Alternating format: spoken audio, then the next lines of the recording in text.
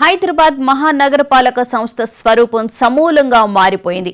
నగర పాలనలో కీలకమైన వార్డుల పునర్విభజన ప్రక్రియకు తెలంగాణ ప్రభుత్వం తుది ఆమోదముద్ర వేసింది. ప్రస్తుతం ఉన్న 150 వార్డుల సంఖ్యను 300కి పెంచుతూ పురపాలక పరిపాలన పట్టణాభివృద్ధి శాఖ తుది గెజెట్ నోటిఫికేషన్ను విడుదల చేసింది. నగర శివార్లలోని 20 మున్సిపాలిటీలు 7 మున్సిపల్ కార్పొరేషన్లను జీహెచ్ఎంసీలో విలీనం చేయడంతో ఈ విస్తరణ అనివార్యమైంది. ఈ నిర్ణయంతో ఔటర్ రింగ్ రోడ్డు వరకు జీహెచ్ఎంసీ పరిధి విస్తరించింది. రాబోయే 2026-27 జాతీయ జనాభా గణన దృష్టిలో ఉంచుకుని ఈ ఏడాది డిసెంబర్ 31 నాటికి పరిపాలన సరిహద్దులను ఖరారు చేయాలని కేంద్ర ప్రభుత్వం నిర్దేశించింది. ఈ గడువును దృష్టిలో పెట్టుకుని రాష్ట్ర ప్రభుత్వం వార్డుల పునర్విభజన ప్రక్రియను వేగంగా పూర్తి చేసింది. ఏకీకృత పాలన, పన్నుల విధానం, మెరుగైన పౌర సేవలు అందించే లక్ష్యంతో తెలంగాణ కోర్ అర్బన్ రీజియన్ ఏర్పాటులో భాగంగా ఈ విస్తరణ చేపట్టారు. ఈ విలీనంతో జీహెచ్ఎంసీ విస్తీర్ణం సుమారు 650 చదరపు కిలోమీటర్ల నుంచి దాదాపు 2050 చదరపు కిలోమీటర్లకు పెరిగింది. జనాభా కూడా 1.34 కోట్లకు చేరనుంది. దీంతో జీహెచ్ఎంసీ దేశంలోనే అతిపెద్ద మున్సిపల్ కార్పొరేషన్ గా అవతరించనుంది.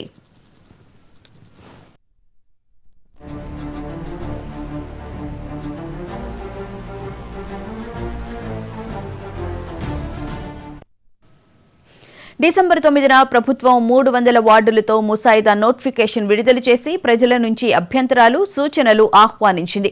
ఈ క్రమంలో రాజకీయ పార్టీలు, ప్రజా సంఘాలు, పౌరుల నుంచి రికార్డు స్థాయిలో 5,945 అభ్యంతరాలు అందాయి. వీటిని పరిశీలించిన సాంకేతిక కమిటీ పలు కీలక మార్పులకు సిఫార్సు చేసింది. ముఖ్యంగా ప్రజల నుంచి వచ్చిన విజ్ఞప్తుల మేరకు బాగంబర్పేట్, వనస్థలిపురం, మోండా మార్కెట్ వంటి చారిత్రక పేర్లను పునరుద్ధరించారు.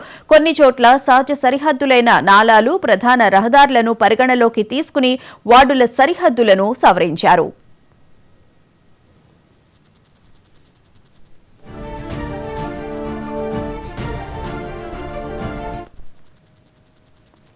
ప్రభుత్వం చేపట్టిన ఈ ప్రక్రియపై బీఆర్ఎస్, ఎంఐఎం, బీజేపీ వంటి ప్రతిపక్షాలు తీవ్ర వ్యతిరేకత వ్యక్తం చేశాయి. ఇది పూర్తిగా ఏకపక్ష అప్రజాస్వామిక నిర్ణయమని, రాజకీయ లబ్ధి కోసమే తమకు పట్టున్న ప్రాంతాలను విడగొట్టేలా గెర్రీమాండరింగ్ చేశారని ఆరోపించాయి. తాజా గెజెట్ నోటిఫికేషన్తో వార్డుల సరిహద్దులు ఖరారయ్యాయి. తుది దశలో రాష్ట్ర ఎన్నికల సంఘం కొత్తగా ఏర్పడిన 300 వార్డులకు ఓటర్ల జాబితాను కేటాయించే ప్రక్రియను ప్రారంభిస్తుంది.